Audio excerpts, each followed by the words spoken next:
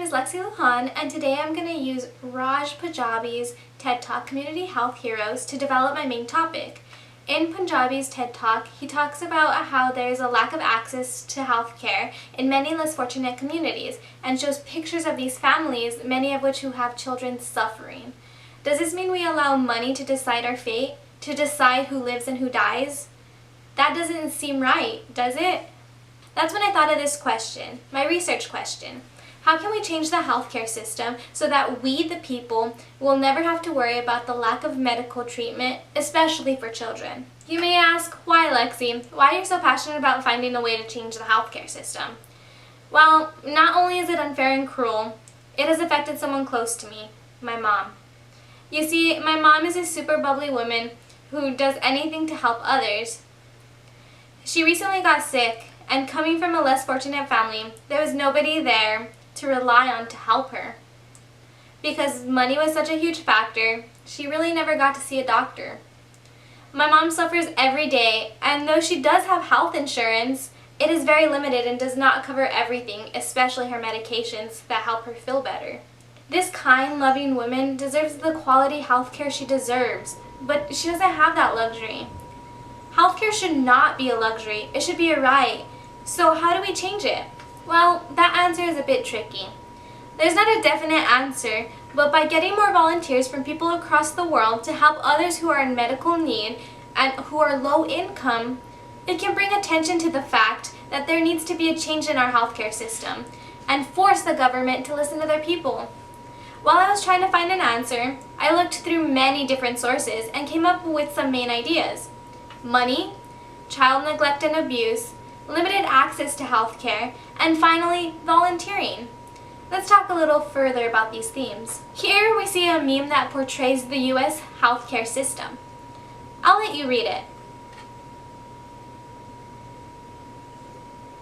It's basically saying that you either have money to pay for healthcare or you die. The healthcare system neglects the poor who don't have access to a place that will attend to people's medical needs, whereas favors the wealthy who have no problem getting the healthcare they need. When an organization, Remote Medical Volunteer Corps, created a free clinic for 8 days in the Los Angeles Forum in 2009, thousands of Americans went to this clinic because they were uninsured and needed medical attention for several years. This brings attention to the fact that the US needs a new healthcare system. In Guy's article, the free clinic is looked at as a parallel universe because medical care is free, and that's very rare. Access to healthcare should be a basic right and not an expensive luxury, according to Guy on page 3. People were so desperate for free medical attention that they would walk miles just to receive it. This even affects children who need immunizations and basic healthcare in order to live long and happy lives without worrying about death. Other people in countries that have free healthcare take having free healthcare for granted. Meanwhile, we have people in the US struggling to survive with no insurance because of how expensive it is. Here are the results of an analysis in DeVoe's article on page 1. So according to the quantitative analysis, no health insurance was a major factor for untreated medical records. Children's unmet needs are because of children's insurance coverage gaps, lack of access to health services, and frustrations about the costs of medical care. According to the qualitative analysis, having insurance but limited access to services were a major concern. Insurance is unaffordable, which affects the children. To me, the results of this analysis mean that people can't get the health care they need because they either don't have insurance or they have an insurance that is limited because of their low budget. Poorer people have to suffer, including the children, because healthcare services and insurance are way too expensive. Here are a few examples of people who have suffered without healthcare. Exhibit A. Christine Smith has not seen a dentist since she was 18. She is now 26. Her teeth were rotting due to a stomach acid after a gastric bypass. She couldn't afford to be treated since it would cost $5,000, so she arrived at the free clinic at 3 o'clock in the morning.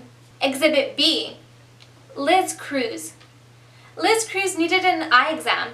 She has a job but isn't insured because she couldn't afford the $200 a month for insurance. She made a decision between health care and her rent, and of course she paid her rent. Though she is working, healthcare is still too expensive for her to pay. Exhibit C, Julie Shea.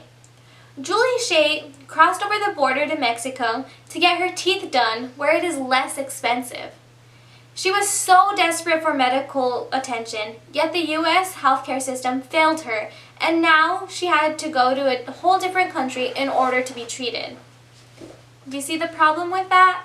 These stories involve real-life people who suffered for so many years because they couldn't afford the medical treatment they desperately needed. Isn't it sad how they have to go through extreme measures simply to get medical attention? Isn't this something that needs changing? An honorable mention has to be Stan Brock. Stan Brock was the man who started the free clinic. He ended up sacrificing himself to save others. He'd rather put a smile on someone's face by volunteering rather than being a money-hungry beast. He gave up everything, his money, his income, his bank account, in order to help others. I'm not saying to be like Brock, but I am saying that volunteering goes a long way. Brock also points out that if the UK government could fix their system in 1944, then the US could surely fix it too. Here we see a meme that compares the US healthcare system to other countries. It's saying how the UK healthcare system is better than Australia's, and how Australia's is better than the US. All leading back to Stan Brock's point made in Guy's article. Aside from money getting in the way of quality healthcare, poor children are denied healthcare by their guardians who could very well be abusing them. This picture shows how neglected children feel. When you're a child, people think you can't make decisions for yourself, which is true in most cases. But what if the child is being abused? Do you want to be the person that denies them medical services because their abusive guardian would rather see them suffer than get care? In a study, there were 241 calls for pediatric medical services, and 12.7% of them refused medical assistance. Out of that 12.7%, 21 of the patient's guardians were identified as suspected abuse or neglect. All of this information is found in Mix's article on pages 1 and 2. In order to prevent children who are in danger and need medical assistance, there needs to be a change in our healthcare system that allows children the right to make their own medical decisions. And there also needs to be more resources for children who not only cannot afford their own medical care, but can help abused children, especially when it's urgent. Children could die if there isn't something done. Here, we see a meme that demonstrates the limited access to healthcare. This meme is saying that people can only get partially good healthcare, if any at all, because of insurance restrictions or because that's all people can afford to pay in medical bills. Access to quality healthcare is essential for maintaining health, preventing disease, and reducing death. Everyone should have access to it for these reasons alone. If you have access to health services, you have the best health outcomes. Access to care depends on insurance coverage, finding locations of health services, and finding someone you trust and can communicate well with to treat you. We all desire that children have access to high-quality health care, but there are many reasons why that's not possible in today's U.S. The lack of access to care is due to many Americans being uninsured. Out of 47 million Americans that do not have health insurance, over 9 million of them are children. Though many parents are aware of Medicaid and SCHIP insurance, it's still out of low-income families' reach because of restrictive regulations and confusing organizational structures, according to DeVoe on page 2. When insurances make cutbacks, they target adults, but they do not consider how it affects their children. Children living without insurance could be life-threatening.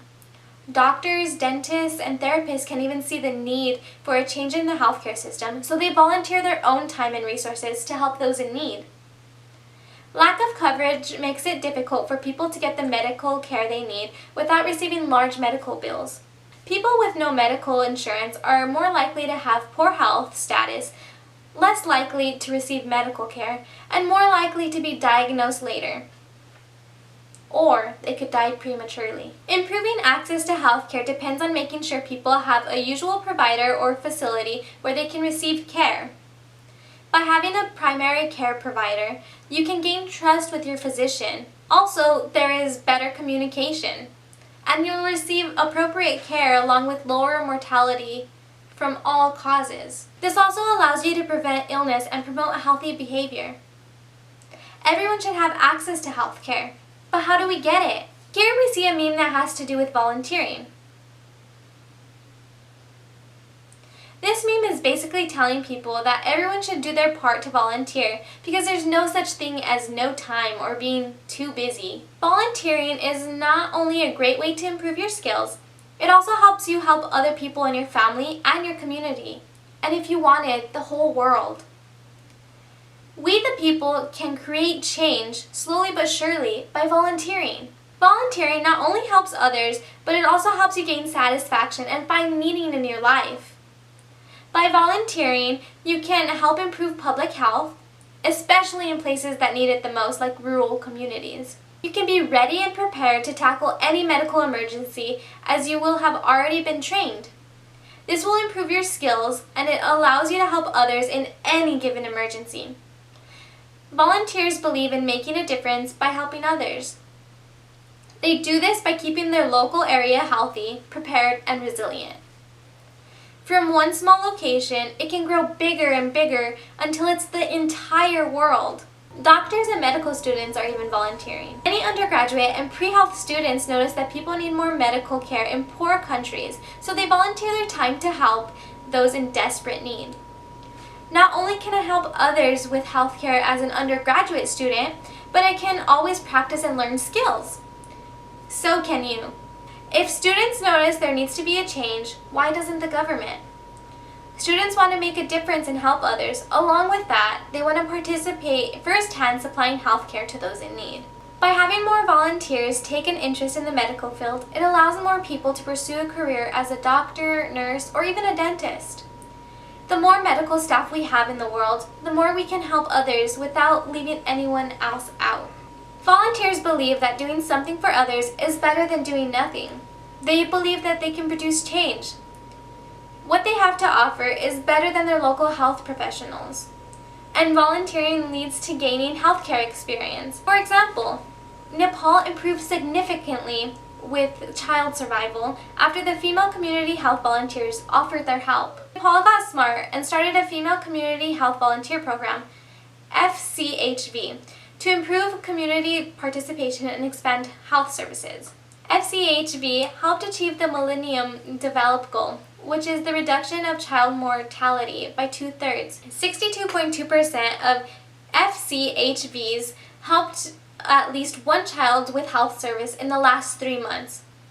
Child health service delivery was associated with the use of phones, time to reach the closest public health facility, the amount of training received, dress allowing received, availability of medical technology and medications, and involvement in local communities. According to Bhattarai's article on page 15, studies around the world have shown that community-based interventions with minimal training to community health volunteers and ensuring the availability of life-saving key commodities contributes to the decline of child mortality.